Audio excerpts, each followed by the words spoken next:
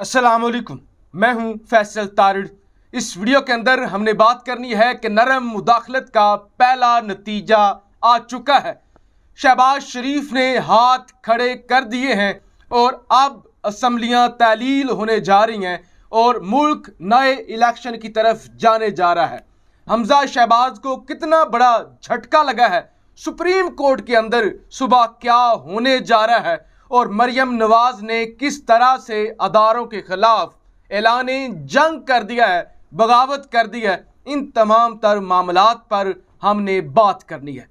मुस्लिम league नून की कार्रवाई को आप अच्छी तरह से समझते हैं कि दो भाई दो डिफरेंट नजरियात पर चलते हैं, दोनों मैच फिक्स करके चलते हैं।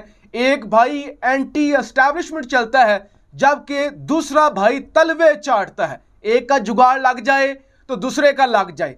दोनों इस उम्मीद पर होते हैं कि दो मुख्तलिफ नजरियात के साथ चलते हैं, कुछ ना कुछ हासिल हो जाएगा। पिछले 2 दिनों से हम देख रहे हैं जिस तरह से एस्टैब्लिशमेंट के खिलाफ गालियां, धमकियां, तड़ियां लगाने का सिलसिला शुरू था और आज जिस तरह से एक जाली मौलवी ने भी अदारों के खिलाफ हर्जा सराई की है, मियां जावेद लतीफ मरियम ग्रुप के मिनिस्टर ने जिस तरह से पाक फौज के खिलाफ हर्जा सराई की है, GHQ के बाहर एहतजाज का ऐलान किया है, अदारों को माफ़ी मांगने का कहा है और कहा है कि आप अपनी औकात में रहें। उसके बाद शहबाज शरीफ ने हाथ खड़े कर दिए हैं। अदारे जब से इमरान खान जीता है, पंजाब में अदारों को पता चल चुका था कि अब इमरान खान को रोकना नामुमकिन हो गया है और मैशत इस कदर तबाह हो चुकी है कि इस इंपोर्टेड माफिया से, इस बदमाशा से, इन चोरों के ग्रुप से मुल्क तो चल नहीं रहा। तो लिहाजा अब अगर मुल्क को बचाना है तो इक़्तिदार हकदार के हवाले करना होगा। अब ये 14 पार्टियों का एक गंद का टोकरा जो कि इमरान खान का मिलकर भी मुकाबला कर नहीं पा रहा, इनके पास ना तो कोई बयानिया है ना कोई परफॉर्मेंस है जिसके बिहाव पे ये इलेक्शन लड़ ले। यही वजह है कि ये भाग रहे थे, ये जोड़ तोड़ कर रहे थे, ये तड़ियां लगा रहे थे, लेकिन बिल आखिर शहबाज शरीफ हाथ खड़े कर गया है क्योंकि शहबाज शरीफ को पता है कि मुख्तदर हलकों की सपोर्ट के बगैर हम 1 मिनट भी नहीं चल सकते। शहबाज शरीफ की जानिब से यह ऐलान किया गया है कि अगर तो सॉफ्ट मुदाखलत से, नरम मुदाखलत से मुल्की हालात बेहतर होते हों, अगर तो मुल्क की बेहतरी होती हो, अदम इस्तेकाम से मुल्क निकलता हो, तो मैं इससे निकलने के लिए तैयार हूं। मैं इलेक्शन के लिए बैठने के लिए तैयार हूं। मैं अदारों की बात सुनने के लिए तैयार हूं। मैं असम्बलियां तहलील करने के लिए तैयार हूं क्योंकि शहबाज शरीफ जितनी बुरी तरह से फंसा हुआ है, शहबाज शरीफ तो आज से 1 हफ्ता पहले भी असम्बलियां तहलील करने जा रहा था जब पंजाब के अंदर शिकस्त हो गई थी, लेकिन जरदारी ने हौसला दिया था कि खबरदार, हमजा शहबाज मेरा भी बेटा है, मैं लिख के देता हूं, मैं उसको जुतवाऊंगा। अब अदारे बुरी तरह से फंस चुके हैं क्योंकि बदमाशिया ने अदारों को गालियां भी देना शुरू कर दी हैं। तो ऐसे में PTI का मौक़िफ़ इंतहाई ज़रूरी है, वो आपके सामने रखना चाहता हूं। आपसे कुछ देर पहले शहबाज गिल साहब का एक ट्वीट है, जावेद लतीफ़ का बयान है कि उसने GHQ के सामने धरना देना है। यह शुरुआत है मरियम ग्रुप की अदारों के खिलाफ मुहिम जोई की।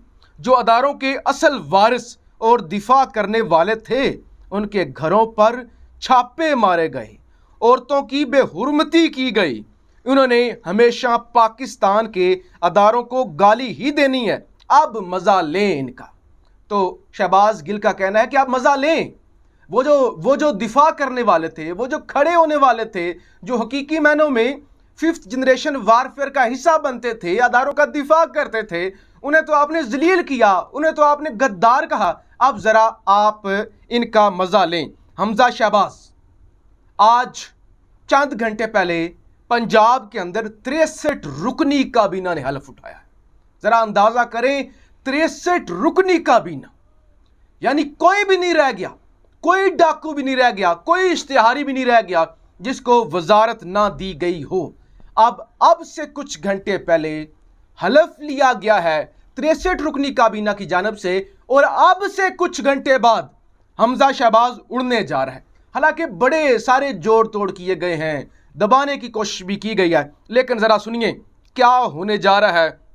आज सुबह सुप्रीम कोर्ट के अंदर एतजाज़ एहसन, पाकिस्तान के मायानाज सीनियर कानूनदान, वो ये कहते हैं कि अगरचे खुद चौधरी शुजात हुसैन साहब इस्लामाबाद आ चुके हैं, वो कल सुप्रीम कोर्ट के सामने पेश भी होंगे, लेकिन अगर वो पेश हो भी जाएं, फिर भी जो बात सुनी जाएगी वो पार्लिमानी लीडर की सुनी जाएगी, यानी साजिद भट्टी की, जो काफ लीग के पार्लिमानी पार्टी के रहनुमा हैं। उन्होंने जो खत लिखा है, उन्होंने जो गाइडलाइंस दी हैं, आइन के मुताबिक, कानून के मुताबिक अदालत, सुप्रीम कोर्ट उनकी बात सुनने की मुजाज है कि उन्होंने क्या हुक्म दिया है, उन्होंने क्या रूलिंग दी है, उन्होंने क्या डायरेक्शन दी है। तो लिहाजा इलेक्शन से एक दिन पहले साजिद भट्टी साहब ने परवेज इलाही साहब को वोट देने का ऐलान किया था। इजलास हुआ था पार्लिमानी पार्टी का। एतजाज़ हसन कहते हैं कि 100 दफ़ा भी चौधरी शुजात हुसैन अगर आ जाएं तो फैसला परवेज इलाही के हक में ही होना चाहिए, आइन और कानून के मुताबिक। लिहाजा अब से चंद घंटे पहले जो 63 रुकनी काबीना ने हल्फ लिया है, तो लिहाजा आप समझ लें कि ये अगले चंद घंटों में उड़ने जा रहे हैं। तो यूं हमजा शहबाज भी हमें बर्बाद होते हुए नजर आ रहे हैं, क्योंकि अब शहबाज शरीफ को इस सारी सूरत हाल का पता चल चुका था, तो लिहाजा शहबाज शरीफ ने सरेंडर करना ही मुनासिब समझा है।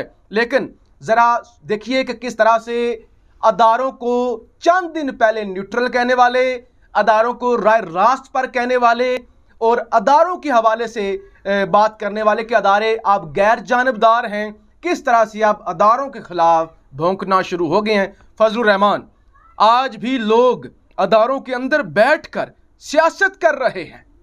चंद दिन पहले तक नहीं कर रहे थे, चंद दिन पहले तक न्यूट्रल थे, चंद दिन पहले तक बिल्कुल ठीक थे।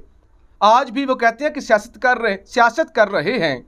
अगर इनको सियासत का शौक है तो मैदान में आ जाएं। कहते हैं कि अगर इनको शौक है तो मैदान में आए। 3 या 5 जजेस का फैसला नहीं माना जाएगा।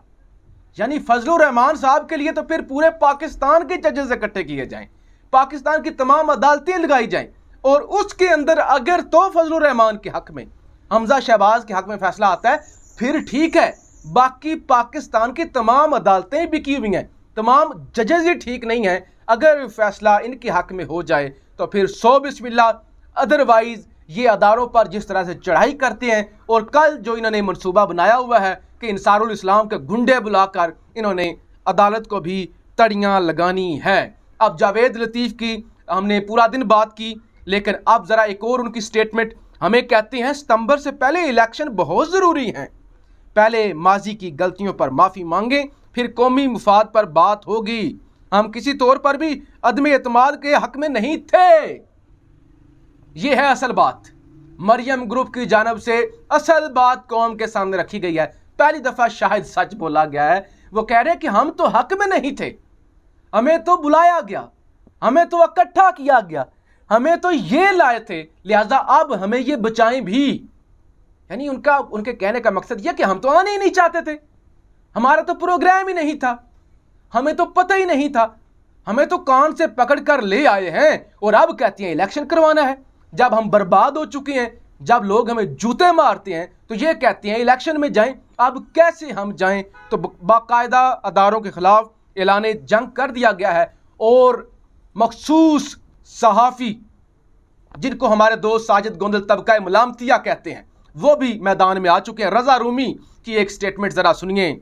एक के बाद एक मुदाखलत ने इस हुकूमत का मजाक बना दिया है। ऐसे इक़्तिदार का क्या फ़ायदा, गालियां भी खाएं, हुकूमत भी चला ना सकें।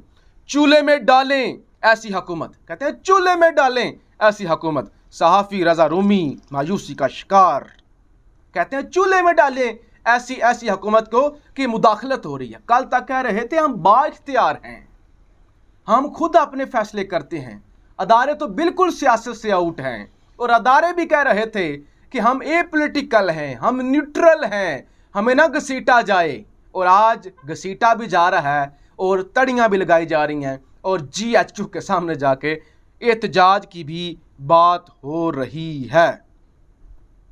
सुप्रीम कोर्ट को अगरचे दबाव में लाने की कोशिश की जा रही है, लेकिन कासम जो अपना बता चुके हैं एतजाज़ एहसन, उसके मुताबिक तो हमजा शहबाज भी उड़ते हुए नजर आ रहे हैं। तो हर लिहाज से इम्पोर्टेड माफिया को शिकस्त हो रही है। इन्होंने कल भी गालियां देनी है, 1 साल के बाद भी गालियां देनी है, इन्होंने आज भी गालियां देनी है। तो बेहतर यह है कि अदारे इनके दबाव में ना आए। जबकि आदिल राजा साहब, मेजर रिटायर्ड आदिल राजा साहब ज़रा मुख्तलिफ नौयत की बात करते हैं। वो कहते हैं कि अगर इसी तरह के हालात रहे और इसी तरह से ये मिलजुल कर ना बैठे, मुल्क इलेक्शन की तरफ ना गया, थोड़ा सा भी मजीद अदम इस्तेकाम बढ़ा और इंतशार बढ़ा, तो मुल्क में मार्शल लॉ की तैयारियां हो रही हैं। फिर जनरल बाजवा साहब के पास कोई ऑप्शन नहीं होगा, वो मुल्क में मार्शल लॉ लगा देंगे। तो ये आदिल राजा साहब के एक अपना व्यू है। जाहिर है आजकल वो एंटी एस्टैब्लिशमेंट और इस सारे जो रजीम चेंज ऑपरेशन हुआ है उसमें अदारों के खिलाफ खुलकर मैदान में आए हुए हैं और अदारों ने भी उनके खिलाफ एक्शन किया।